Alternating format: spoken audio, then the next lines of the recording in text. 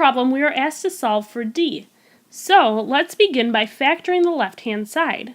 To do this, we want to begin by looking at this leading coefficient of 4 and the constant 3 and multiply those together to get 12.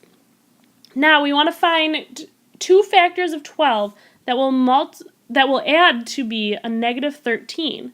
And right away we can see that a 1 and a 12 can accomplish that if both the 1 and the 12 are a negative.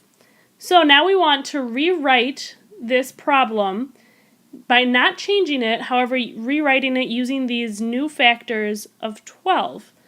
So we will have 4d squared minus d minus 12d. Notice that we haven't changed the negative 13d, we just split it into a negative 1 and a negative 12, plus 3 equals 0. Now the next step in factoring this is we recognize that we have 4 terms on the left-hand side, so we know that we can factor using the grouping method. So we'll group a 4d squared minus d, and then we'll also group the negative 12d plus 3. And that continues to equal 0. From here we want to find common factors for each of these groupings. So in this first grouping we notice that each term has a d in it. So if we factor out a d, we're left with a 4d minus 1 inside the parentheses.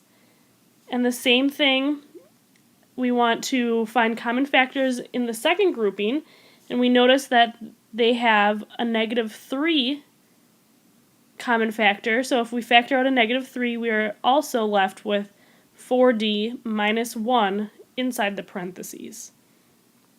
Now continuing the factoring by grouping, we have a d minus 3, which we got from these terms that we factored out in the last step. And then in our second one we have a 4d minus 1 equals 0. Now since we're solving for d, we want to set each of these groupings equal to 0, because if one of those are 0, it will be multiplied by the other set of parentheses, causing the entire left side to be 0.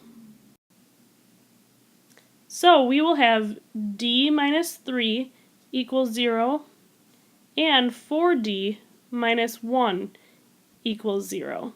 So if we solve this first one, we want to have d by itself, so we add 3 to both sides, and we're left with d equals 3.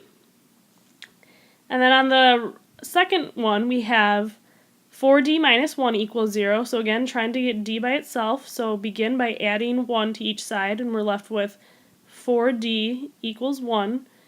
And then divide each side by 4, and we have d equals 1/4. So our final answer would be C.